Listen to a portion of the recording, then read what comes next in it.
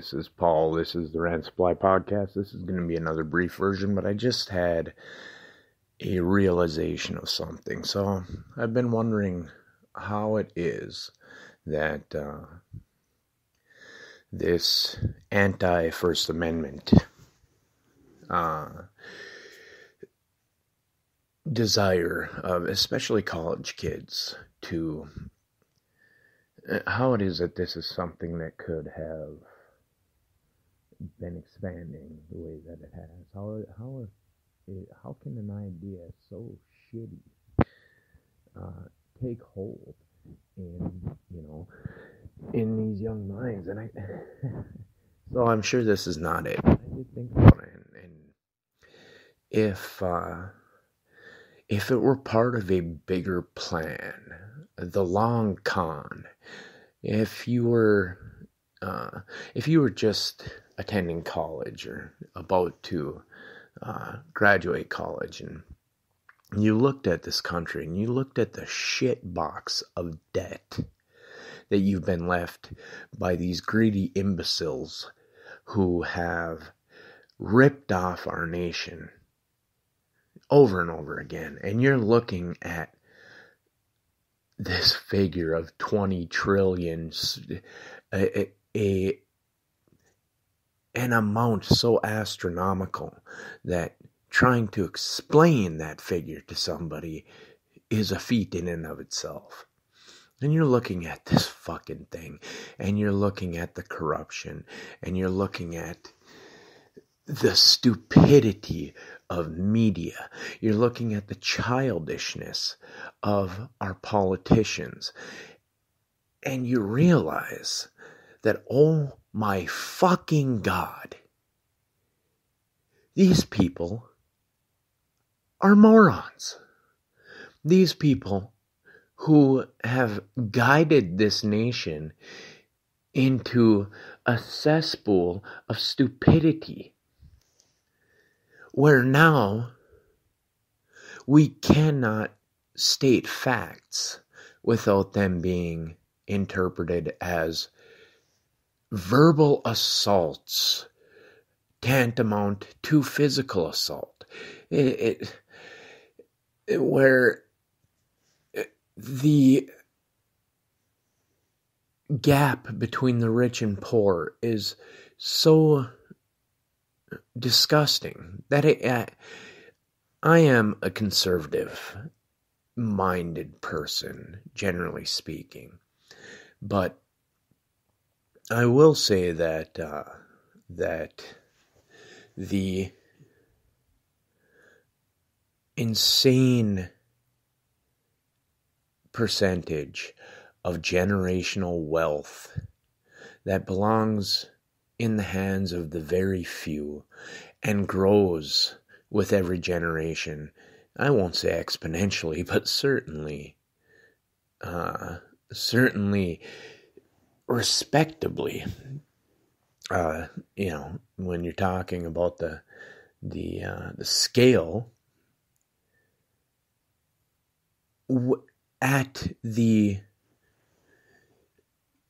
without any give back to society, we're talking about the ultra wealthy, who I'll always harken back to David Rockefeller. You don't know who he is? Check him out. And the Rockefeller family in general, the Trilateral Commission, the Council on Foreign Relations. Look into these things. What happened, and that's just the Majestic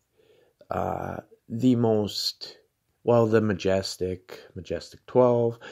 There's a lot of them, but the Trilateral Commission, I would say, is the most visible of the overreaches of the very powerful into government.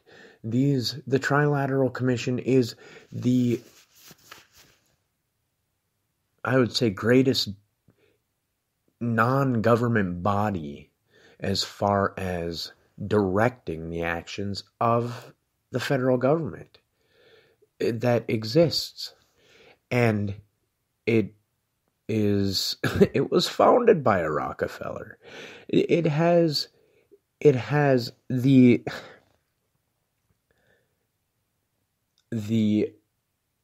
degree to which a centralizing of finance and of power into the hands of the generationally elite. And you can think what you want, but the degree to which the real power, which is money, has slithered its way into the hands of the very, very few who just happen to be lucky enough to be formed from the correct sperm and egg. This is astounding. This is something that I get if you're a student, if you're looking at your nation and you're looking at an income tax. I mean, can we all face it? The IRS it's these people the people that work there, you know what? They're just doing a job. So I'm not going to say anything bad about the people at the IRS. But can we all agree that the IRS is bullshit, that the Federal Reserve is bullshit, that the fact that we pay interest on what is supposed to be our money, which is not our money. I mean, let's not make a mistake there. I mean, we had a chance at one time for our own currency. Well, actually 2 times for our own currency to be our own and to be exempt from interest, because that's what it's supposed to be. Because if you take the monolithic 10,000 foot view of our nation is supposed to be made up of us, of Americans. The American dollar is not supposed to belong to our government per se. It is supposed to belong to us, the American people, just as our government is supposed to belong to us, the American people. There is not supposed to be a separation between the government and the people, because the government is supposed to be nothing more than a representative body of the people. And the decisions of government, the laws of government, are meant to be decided by a representative opinion and choice and will of us, we the people. That is how this country is supposed to be. The fact that there is, I would say that if I spoke to 100 people, I'd be fairly confident that at least 95%, so 95 people, would state that there's that there is, in fact, and without question, a difference, a barrier, a distinction between the government and the people. And the fact that that is what it is wrong. I mean, let's face it, do we need to spend trillions of dollars on what is already the most mighty and megalithic military in the history of humanity? I mean, really, do we need to put more money into that? Do we need to put more soldiers, more boots on the ground, put their lives at risk when we have fucking drones? And we shouldn't even be in these places that we're at. But yeah, going back to the point, if you're a young student and you're looking at this insanity, this fucking madness that we have, I won't say that we have created. What I'll say is that we have allowed the people who have written and voted on these laws that have damned us as a nation, that have condemned us to virtual slavery. And we are, to some degree, percentage-wise slaves, because slavery is, you are co-opting the work of others. Well, a tax on everything you make, on damn near everything you buy, on everything you drive on the home you live in. And let's not just pretend this is one fucking layer of taxes. We all know better that the businesses are being taxed, and the distributors are being taxed, and the producers are being taxed. And if I had anything to say about it, the Federal Reserve would have been gone long ago. And the central banking conglomerate that has backed the Federal Reserve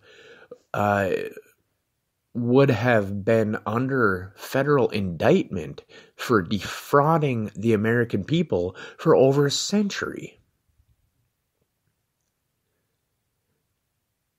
And now saying that, we owe 30% of all taxes taken to just pay the interest on our debt.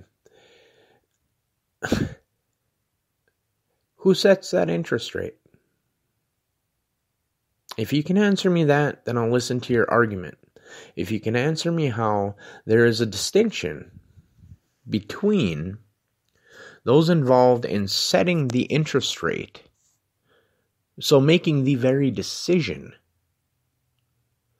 about how much we pay in interest, which, of course, let's not forget, the reason we're at 30% of everything taken is because we're not talking simple figures. We're not talking, well, you borrowed 10%, you got to pay 10% back. That is not what we're talking about. We're talking about compound interest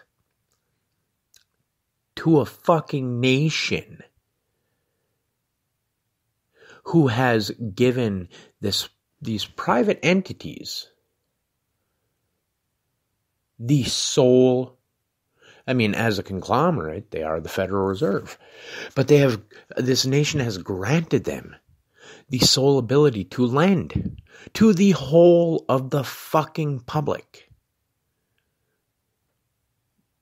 Should they be charging interest? Sure. Should it be whatever percentage they say it is? No. Should we be on a dollar standard for the economy of the world? No. We should be on a gold or a silver, I don't give a shit, a lead standard. It doesn't matter. But something tangible that exists outside of a computer. Anyway, so getting back to the point. If you're a young, pissed off person and you decided, hey, how could we get away from this? Well, delegitimize it.